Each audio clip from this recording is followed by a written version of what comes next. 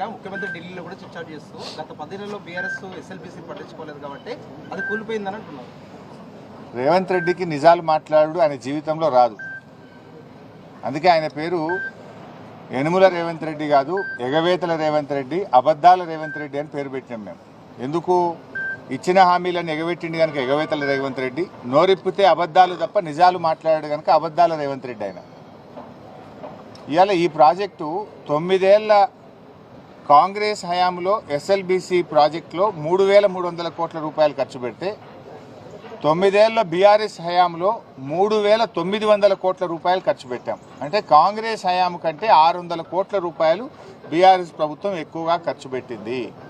మాకు 2 సంవత్సరాలు కరోనా వచ్చి ఉత్తర భారతదేశం నుంచి వచ్చిన కూలీలందరూ కూడా వాళ్ళు వాపసు వెళ్ళిపోయారు. చాలామంది కూలీలు కరోనా సమయంలో వెళ్ళిపోయి పనులు ఆగిపోయినాయి.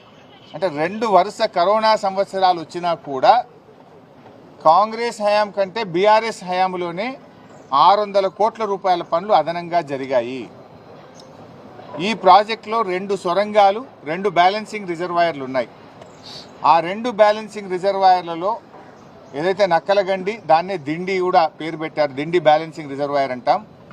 దాంట్లో అది 7.5 టీఎంసీల నీటి సామర్థ్యం కలిగినటువంటి రిజర్వాయర్. భూసేకరణ చేసి R&R చేసి దాదాపు 95% పనులు దిండి బ్యాలెన్సింగ్ రిజర్వాయర్లో పూర్తి చేశాం.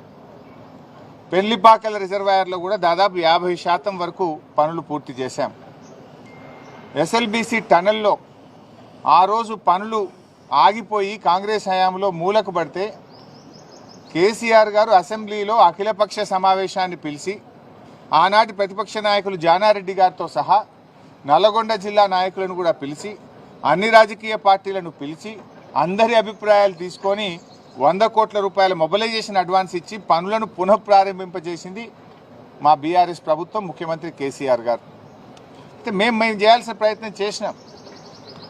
లోపలికి వెళ్ళిన తర్వాత వాటర్ సీపేజ్ పెరిగింది, 2 సార్లు బేరింగ్లు ఫెయిల్ అయిపోయినాయి.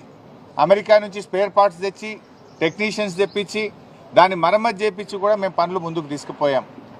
బీఆర్ఎస్ హయాంలో 13 కిలోమీటర్లు టనల్ పనులు మేము పూర్తి చేశాం.